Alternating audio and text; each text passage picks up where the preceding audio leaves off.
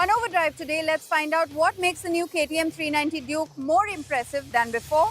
We take a look at the latest iteration of the Tata Nexon EV and ride India's most powerful electric motorcycle in Mumbai's infamous monsoon. Hello and welcome to Overdrive. I'm Soini Dutt. The new KTM 390 Duke is mind-blowing to say the least, or that is what the team has been telling me. The motorcycle is nimbler and more powerful than before, and the engine seems to have new character. Here's why Rohit has been gushing about it. If you are shopping in the 300 to 400cc single-cylinder motorcycle space, there's plenty of action at the moment. Triumph has dropped the beautiful Speed 400. Apache has come back with a big surprise package in the form of the RTR 310. And now, the king of the segment returns in an all-new avatar. Say hello to the 2024 KTM 390 Duke.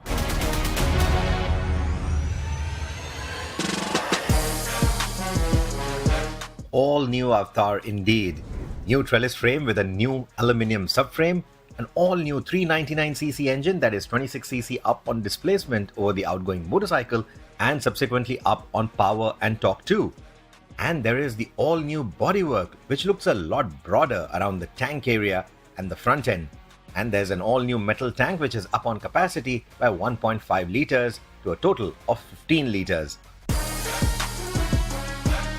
The handguards are gone, and the long tank shrouds and the new floating daytime running lights will instantly differentiate the 390 Duke from its lesser siblings. There is a new slimmer design for the wheels, and the front disc is mounted on the spokes instead of the hub for a leaner design. The front disc looks larger, but the size is unchanged, while the rear is up by 10mm, and these brakes continue to offer excellent bite as before. Whether you're commuting, attacking the racetrack, or simply stunting on the machine, the brakes will not disappoint.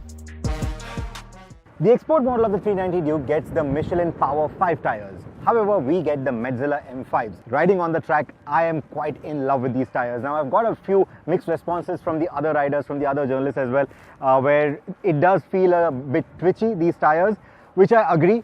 But it's not something that is unnerving. It's not something that is going to sort of make you wary of corners. It is something that you know is there, but it's very measured. Check that out. Adjustable suspension. Setting up the suspension will need basic training, but you won't need any fancy tools to set it up. The preload adjustment for the rear needs the C-spanner though. Now for the Duke, the seat height is at 800mm. The export model has 820mm.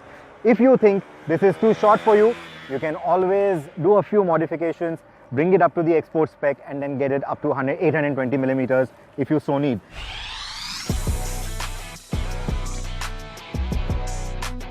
The new geometry also helped bump up the ground clearance significantly.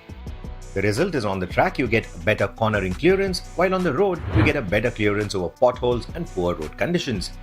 The suspension feels more supple than before, and that firm edge is ironed out quite nicely.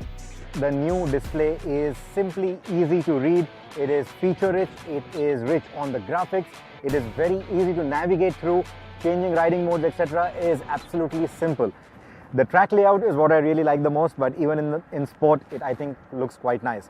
So overall, pretty impressed with this display. It will also pair with your headset. It can also pair with a corded headset. So all those connectivity options are right there.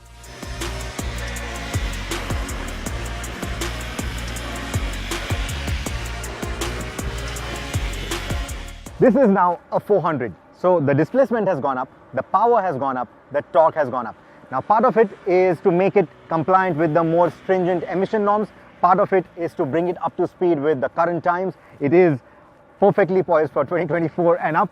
But what is important is that the character of the engine has changed. Now you can happily trot around town at 40 kilometers an hour in 4th or 5th gear, and there'll still be no knocking from the engine. You don't really have to keep the engine on the boil all the time or in lower gears. It just feels a lot more tractable in that sense.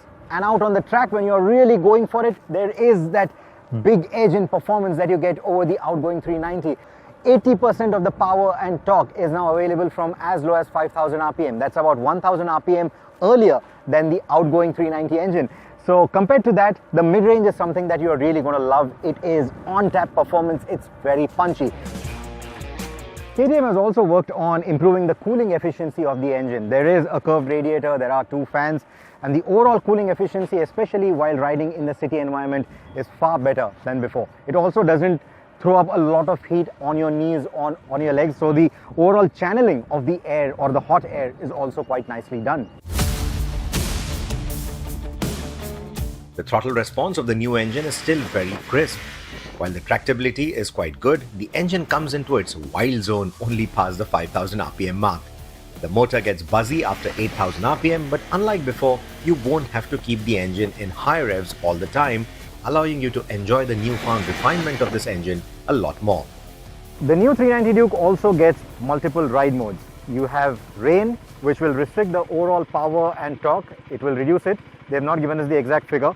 It will also dull down the overall throttle response, and it will make the ABS and the traction control more intrusive. Then you have the street, which will give you full power, full traction control, full ABS. However, the intrusion from the ABS and traction control is going to be lesser. And then finally, you have the track mode. So once you long press, you're also going to now engage track mode, and with track mode you also get launch control. Now here the ABS is going to be at its minimum intervention. In fact, I have put it on the supermoto mode, which means I do not have ABS on the rear wheel. I only get anti-lock brakes on the front. You also get traction control, that is on right now. I'm going to turn that off because it is a lot of fun without the traction control. And you also get launch control.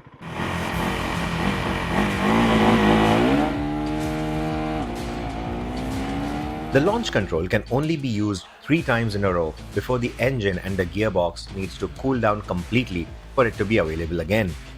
With launch control, KTM claims a 0 to 60 km/h time of 2.4 seconds, while standstill to 100 takes only 5.9 seconds, which is quick, and it feels quick too. Top speed is 155 km/h, and the best that we saw on the speedometer was 164 km/h. The new Duke is a hoot to ride, just like its predecessors, but there's now a more refined edge to its mechanical performance, while the improved agility and power makes it a faster motorcycle in all respects. The KTM 390 Duke does command a premium over its peers in the same segment, and you can see why. We'll take a very quick break here on the show, but coming up on the other side, we'll tell you all about the outdated Tata Nexon EV.